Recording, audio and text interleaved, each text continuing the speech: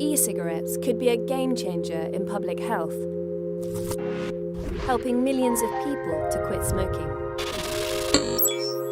Something in the region of 7 million people a year are dying because they smoke. E-cigarettes can provide a route out of smoking for many of those people. More than 40 million people worldwide are vaping. But a decade after they first came onto the market, e-cigarettes are more controversial than ever before. There was yet another death connected to the use of e-cigarettes. Nicotine exposure during adolescence can uniquely harm the developing adolescent brain.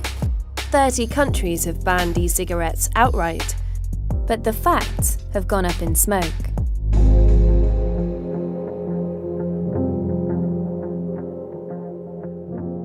The death toll linked to vaping is climbing tonight. His infected lungs nearly collapsed. Colorado's first case of a rare vaping-related illness.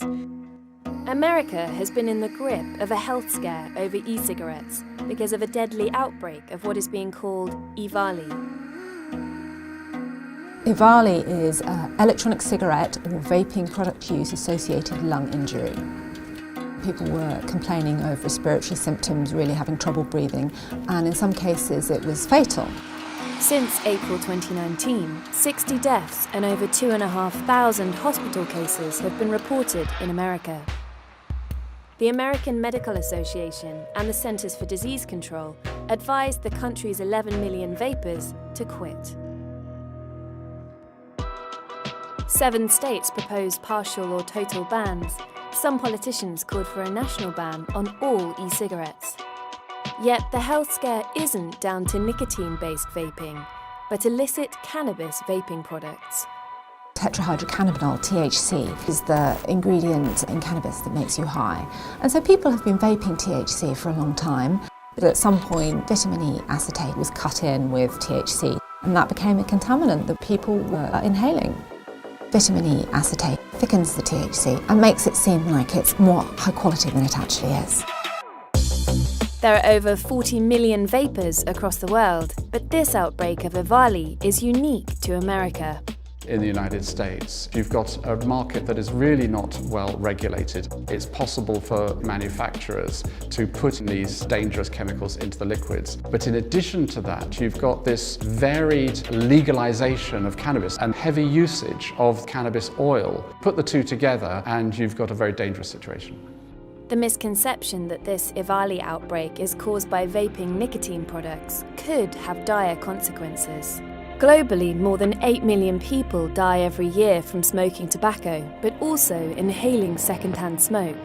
Almost 500,000 of these in America alone. Come to where the flavor is. Come to Marlboro country. The concern is that e-cigarette users who have used an e-cigarette to stop smoking will go back to smoking. If that happens, many lives will be lost.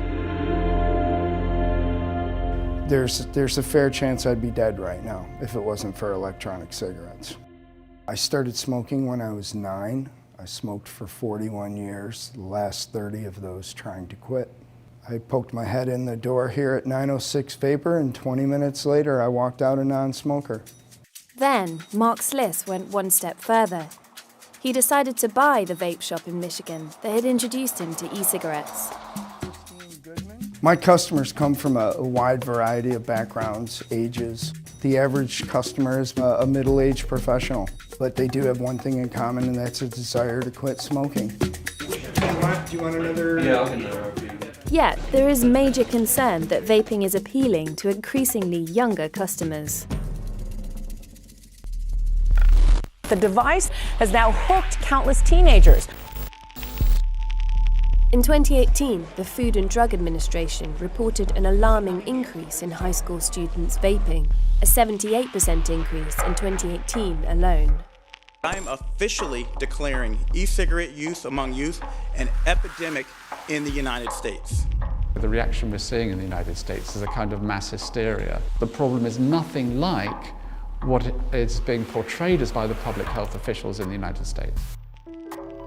The evidence doesn't support that kind of language. A National Youth Tobacco Survey in America revealed that there are many more teenagers trying e-cigarettes, but the number using them more regularly, nearly every day, is far smaller, and the vast majority of those previously used tobacco products. What you see is actually that among never smokers, e-cigarette use is rare. The use regularly on a daily or nearly daily basis is extremely rare. And among all of those, the reports of cravings and signs of addiction is very small. Whereas with a cigarette, you see the conversion rate from trying a cigarette to becoming a regular addicted smoker is really quite high. In people who just use an e-cigarette and who've never smoked, it's really quite low. The e-cigarette phenomenon has really called into question whether it's just nicotine on its own that is highly addictive, or whether there's something else going on. This goes against decades of widely held beliefs around the addictive nature of nicotine. Nicotine is the chemical that causes addiction. It can change the way your brain works, causing you to crave more nicotine.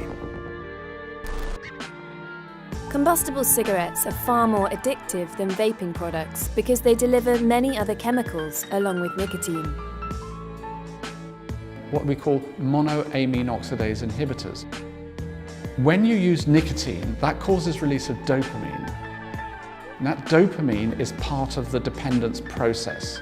Now, if you've got a monoamine oxidase inhibitor that you're inhaling as well, and that's preventing that dopamine from being broken down, it's amplifying the effect of nicotine. Cigarettes are actually giving you a cocktail of psychoactive drugs. And bingo, you've got a highly addictive product, when if you had nicotine alone, not so much. If nicotine is more addictive in cigarettes than vapes, then is it harmful on its own? We've conflated nicotine with cigarettes. So nicotine was the devil. Really, it's not nicotine that's causing the damage. In the doses that you get it from a cigarette, the risks are minimal. And the reason we know that is because there is a part of the world which takes in a lot of nicotine in a form that isn't smoking. Scandinavians have been using snus, a form of chewing tobacco, for centuries. Frequent users receive high concentrations of nicotine on a daily basis for decades. Now, if nicotine were causing the kind of consequences that smokers suffer from, we would definitely see it, and we don't see it. But the myth still persists. It's a myth that is driving health campaigns in America and around the world, especially focusing on teenagers. Scientists say it can change your brain. There's a narrative going around now, born out of the United States, around nicotine being damaging to the adolescent brain. This is based on studies in animals in their version of the adolescent stage of development, but the epidemiology itself is not backing up what they are trying to assert. People have been using nicotine for centuries. If nicotine in adolescence were causing this lasting damage to the brain, would we not have seen it? What critics will say to this is that absence of evidence is not evidence of absence, and that is a good point. That said, we should be careful about getting too hysterical about the long-term impacts of children vaping nicotine. British public health experts say that e-cigarettes are around 95% less harmful than tobacco. That's only a back of the cigarette packet calculation, so other than nicotine, what else is in them? The liquid contains glycerol or propylene glycol, which is the substance that makes the visible vapour. Basically what we use in stage smoke.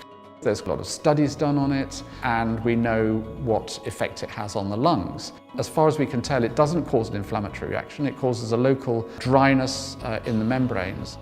Also, trace amounts of heavy metals from the heating elements can be inhaled. Heavy metals are not the sort of thing you want to be inhaling in any amount. It's fair to say that we don't really know the long-term effects that these are going to have on anyone who vapes. Indeed, for any of the components of e-cigarettes. But the point about vaping is you're supposed to use it to stop smoking, which is really harmful, and then use vaping to help yourself quit. In 2018, the global e-cigarette market was valued at $15.7 billion. It's expected to almost triple by 2023. Appealing flavours have helped the vaping industry to flourish. I've got a blue raspberry candy, a strawberry kiwi custard. One of my favorites, whipped peanut butter and caramel. It tastes great, and it helps people to quit smoking. Yet the many flavours have caused an uproar in America. Cherry Crush. How can you sit here and say you're not marketing to children? Today, Michigan will become the first state in the nation to ban flavored e-cigarettes and vaping products. Mark Sliss gave testimony to help block an emergency flavour ban in his state of Michigan. The numbers in my shop are that 99% of my customers use flavors. The flavors are absolutely necessary, and they are the key to quitting smoking. In early 2020, President Trump banned almost all flavours of e-cigarette cartridges across the nation. And globally, e-cigarettes are now entirely banned in 30 countries. For many of us, that sounds crazy because in those same countries, you've got high smoking prevalence and they're not really doing very much about it. In Lebanon, for example, where e-cigarettes are now banned, the World Health Organization says almost 26% of all male deaths were tobacco-related in 2017. My concern is that forbidding e-cigarettes is going to deter smokers from switching to something far less deadly. Countries should regulate e-cigarettes very tightly rather than banning them. Public Health England, they are now currently opening up vape shops in their hospitals. They know it works, they know it saves lives. Governments need to think about tightly regulating e-cigarettes, take a leaf out of the book of the EU. What goes into them, the quality of the devices, and tightly control how they're marketed. What you want from a public health perspective is to capture the benefits of e-cigarettes as a tool for helping smokers to quit, whilst not appealing to young people who never would have smoked at all. I'm Sarah, I directed this film. If you want to learn more about vaping, you can click on the link opposite, which will take you to some of the Economist coverage and some data and research we used when making this film. Don't forget to like and subscribe. Thanks for watching.